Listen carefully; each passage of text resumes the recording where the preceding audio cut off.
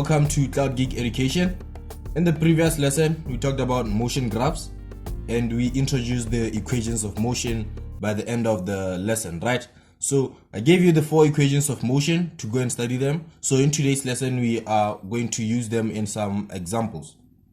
After we use the 4 equations of motion, we are going to move on to motion under gravity. After we talk about motion after gravity, if we have time, we will talk about free falling objects. So let's not waste time.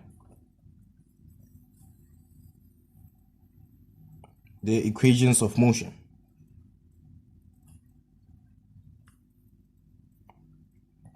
Equations of motion, right? So let's just recall them first. 1, V is equals to U plus AT.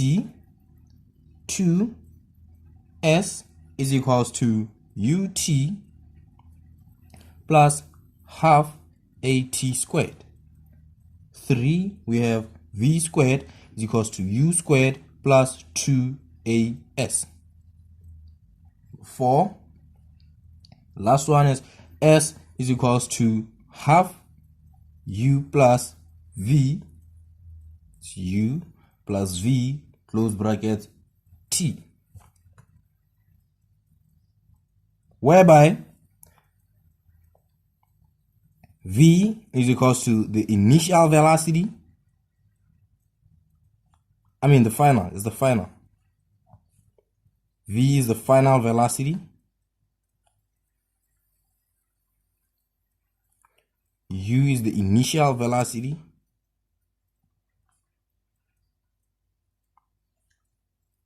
S is the distance. What else do we have? We have T, which is time. What else do we have? We have A, which is acceleration. A, which is acceleration in meters per second squared. Time in seconds. Distance in meters. Initial velocity in meters per second. Final velocity in meters per second. Right. So we are just recording them. Right. So now let's use them. Right. We have example 1. Question says a car starts from rest and accelerates uniformly at 5 meters per second squared for 10 seconds. Calculate the distance traveled. Right, it's a very nice question. First, what you do, you collect data. Data, I mean, what do we have? What do we have so that we can see which formula is the best, right? Which equation is the best. Right. Right, so the data. A car starts from rest. You know what from rest mean? I told you what from rest mean. So from rest is the initial velocity and from rest is 0. Which is our U. Our U is equals to 0 meters per second. And accelerates uniformly at 5 meters per second squared. That's acceleration right there. It's A. Our A is 5 meters per second squared. What else do we have? For 10 seconds, we have time, which is 10 seconds. Calculate the distance traveled. We are looking for S. Right? So now let's see which equation is the best. Equation 1 is V. We don't have V right here, so it's not. Equation 2, S. Yes, we are looking for S. What about U? We have U. What about T? We have T. What about A? We have A. What about T? We have T, which means equation number 2 is the best, which means we are going to use it, which says S is equals to UT plus half AT squared. S, which we are looking for, is equals to U. U is 0 multiplied by time. Our time is 10 plus half A. What is A? A is 5 times T. T is 10 squared. Right? So S is equals to 0 times 10 is 0 plus half of 5 is 2.5. 2.5 multiplied by 10 squared, which is 100. So S is equals to 0 is just 0. 2.5 multiplied by 100, S is equals to 250 meters. our distance is 250 meters. That's question number 1. Let's move on to question number 2. Question number 2 says, a body traveling at 5 meters per second is accelerated uniformly at a rate of 3 meters per second squared and covers a distance of 100 meters. It maintains a constant speed covering a distance of 15 meters. The body is finally brought to rest covering a distance of 45 minutes. Calculate the total time taken. Wow, this one, let's do it in a new page. I can see something. So let's do it in a new page, right? Let's collect data. A body traveling at 5 meters per second squared. 5 meters per second. That is 5 meters per second is our initial velocity. Started at 5, which is u is equals to 5 meters per second. Is accelerated uniformly at a rate of 3 meters per second squared. Our acceleration is 3 meters per second squared. And covers a distance of 100 meters. Our distance, which is s, is 100 meters, right? It maintains a constant speed covering a distance of 15 meters. That is still our distance, right? The body is finally brought to rest covering a distance of 45 meters. So this is the total distance it traveled in this journey, right? And it says calculate the total time taken. We are looking for t, right? So looking at our data, which formula is the best? Equation number 2 is the best, which says s is equals to ut plus half at squared, right? So s, which is, we are going to add this distance together. 100 plus 15 gives us 115 plus 45, this gives us 160, is equals to u, which is 5, multiplied by time, which we are looking for, times t, plus half a, acceleration is 3, times t squared, which we are looking for, t squared, right? So 5 times t is 5t, plus half of 3 is 1.5, multiplied by t squared is 1.5 t squared, right? So this right here is a quadratic equation. So we're going to use a quadratic formula to solve this, right? So we subtract 160 both sides, we equate it to 0, we equate this to 0, then 0 is equals to 5t plus 1.5t squared minus 160, right? So we are going to rearrange it to a quadratic format, right? Whereby the coefficient of a squared variable comes first.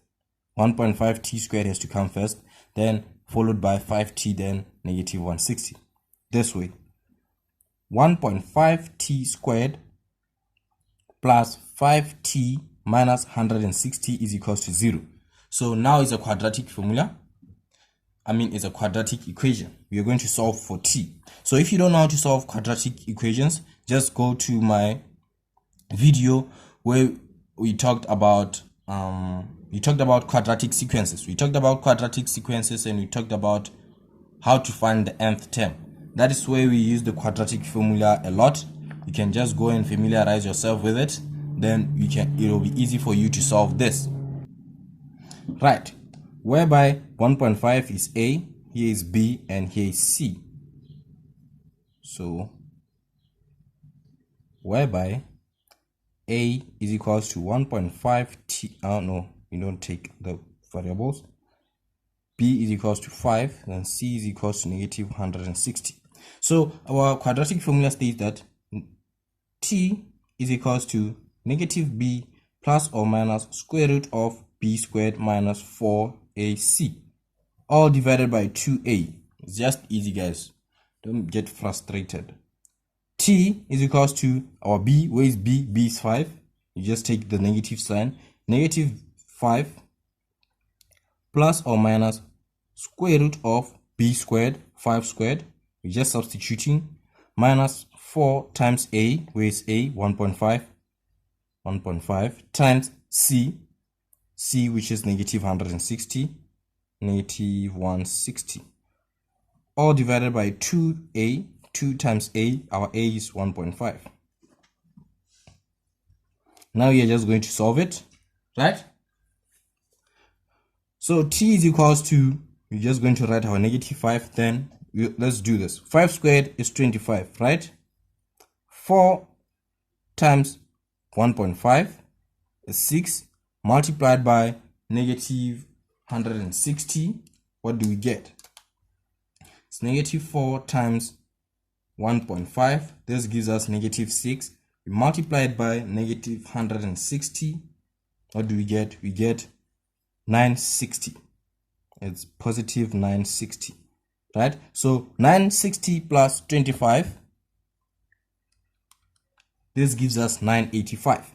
So it's plus or minus square root of 985, all divided by 2 times 1.5 gives us 3. Right, so we're going to get the square root of 985. Square root of 985 is 31.4. 31.4. Let's write it down here. So t is equals to negative 5. We're going to split it. You're just going to take the addition sign, plus square root of 985 is 31.4, all divided by 3, or t is equals to negative 5, right? We're taking the subtraction sign now, minus square root of 985, which is 31.4, all divided by 3, right? So t is equals to negative 5 plus 31.4 is equals to 26.4. We divided by 3, we get 8.8. Or t is equals to negative 5 minus 31.4. This gives us negative 36.4. We divided by 3, this 3, we get negative 12.1. Remember, we are looking for time. So this right here is wrong, since time cannot be negative. Remember, time cannot be negative. So our correct one is 8.8. So our answer is 8.8 seconds. Our answer is 8.8 seconds. So let's move on to the last example in the equations of motion. Example number 3, it says a body starts from rest and accelerates at 2 meters per second squared for 3 seconds. Its velocity is maintained for a further 9 seconds and brought to rest in 8 seconds. By calculations, find the total distance traveled. Okay, what do? We collect data. So what do we have? Body starts from rest, which means it's 0 meters per second, which is our u. It starts, our initial velocity is 0 meters per second, right? And accelerates at 2 meters per second squared. Our a is 2 meters per second squared for 3 seconds. Our time is 3 seconds. Its velocity is maintained for a further of 9 seconds. Still have 9 seconds. And brought to rest in 8 seconds. 8 seconds. By calculations, find the total distance traveled. We are looking for s. So equation number 2 still fits, right? So let's take it. S is equals to ut plus half a t squared, right? So S, which we are looking for, is equals to our u, which is 0, multiplied by time, plus half a, which is 2, right, times t squared. T squared is 3 plus 9. 3 plus 9 is 12, plus 8 is 20. 20 squared, right? It's 20 squared. So S is equals to 0 times t is 0 plus half of 2 is 1, right? Times 20 squared is 400. S is equals to 0 plus 1 is 1 times 400 is 400 meters. S is equals to 400 meters. Right. So this is our distance right here. We have calculated our distance. Then the B says that the average speed for the whole journey. Calculate the average speed. Speed is equals to distance over time. So speed is equals to our distance, which is 400 meters, divided by time. Total time taken is 20. 3 plus 9 plus 8. So S is equals to 400 divided by 20. This will be 20 meters per second. So that's our total distance traveled. Yeah, so I think we are done. I think your observations were like we only used equation 2. So those were the only questions I had. But if you have equations that needs application of any other equation except for equation 2, you can just comment them, then we can make a lesson and try and use them, and we can use those equations. Just comment the question, then we can solve it using one of these equations except equation 2, because the whole of the 3 examples we used equation 3. So now let's move on to motion under gravity.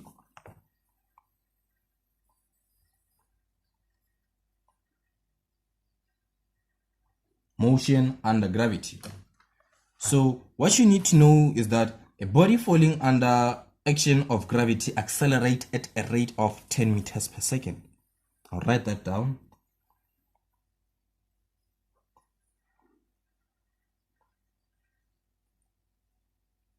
A body falling under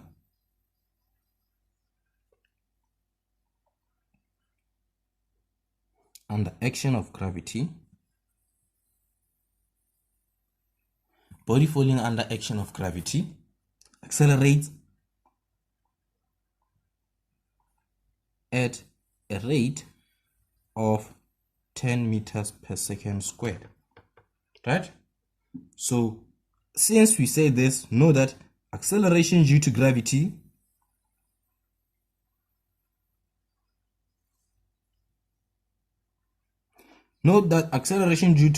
is equals to 10 meters per second squared, right? So we also have terminal velocity. Terminal velocity is equals to 0 meters per second. Its acceleration is 10 meters per second squared. I'll explain this when you talk about free falling objects, right? So terminal velocity is the maximum speed reached by an object through a liquid of gas. Through a liquid or gas. Right. So there are equations of motion under gravity. Right? There are 4 equations of motion under gravity. They are just the same as that one, but what are we going to change?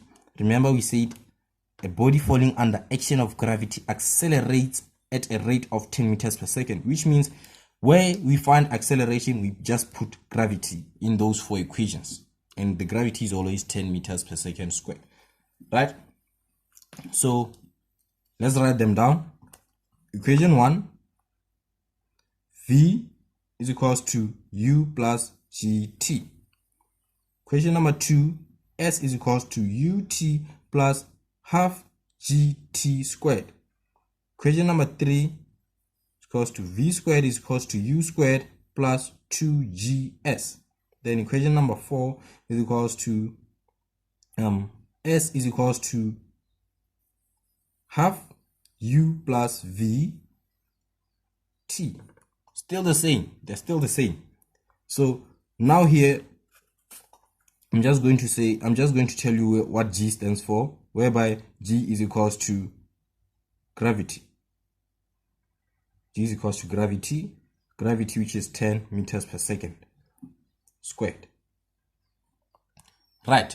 Those are the 4 equations of motion under gravity. Now let's try and use them. Let's use them in some examples. Example 1. Question says a stone is projected vertically upwards with an initial speed of 50 meters per second. How far above does the stone reach? Assume equals to 10 meters per second squared. So let's chop this down. Data. Collect data. Right. What do you have? Projected vertically upwards with an initial speed of 50 meters. Our U is equals to 50 meters per second. Right? How far does the stone reach? How far is the distance? S, we don't know the distance. We are given G, 10 meters per second squared. So when a stone is projected vertically upwards, it was thrown vertically upwards, right? This means that it has reached terminal velocity, which is our final velocity, which was 0 meters per second. Right? So which equation now is the best? Equation 3. Is it 3? Yeah, 3 is the best, which says V squared is equals to U squared plus 2GS. Right. So our V squared is 0 squared is equals to U squared, which is 50 squared plus 2 times 10, right? 10 times S, which we are looking for. 0 squared is 0 is equals to 50 squared, 2,500 plus 2 times 10 is 200. No, it's 20. It's 20. I'm sorry. Multiplied by S. 2 times 10 is 20 times S. 0 is equals to 2,500 plus 20S. Going to solve for S. Subtract 250 to 2,500 both sides. So we are left with negative 2,500. This gives us 0 is equals to 0 plus 20S. Right? So 0 plus 20S is equals to 20S, negative 2,500. We're going to divide by 20 both sides. S is equals to 125. Our distance is 125 meters. So our answer is 125 meters, right? So let's move to question number 2. Question number 2 says that a stone is dropped from the top of a cliff of height 100 meters. Calculate the velocity at which the stone strikes the ground. Assume G is equals to 10 meters per second squared. We collect data. Right? A stone is dropped from the top of a cliff, of height 100 meters. S is 100 meters. Calculate the velocity at which the stone strikes the ground. I'm going to calculate our V. Going to calculate our V, then our G is 10 meters per second squared. If a stone is dropped from the top of a cliff, which means its initial velocity was 0 meters per second squared. Right, so we are going to calculate the final. Which equation is the best? It's V squared is equals to U squared plus 2GS. Right? We are looking for V. V squared is equals to U squared, which is 0 squared plus 2 multiplied by G, which is 10. GS, or S is 100. times 100. V squared is equals to 0 squared is 0 plus 2 times 10 is 20. 20 times 100 is 20 times 100. V squared is equals to 2000, right? So we're going to solve for V, put a square root, then we're considering the square root cancel squared, then V is equals to square root of 2000, which is 44.7 meters per second. That is our final velocity, right? So I think we're going to end here for now. If we had time, we would move on to body falling in air. So we're just going to end here, and in the following lesson we'll talk about body falling in air. Then I think we'll be done for the first section of motion. Then we can move on to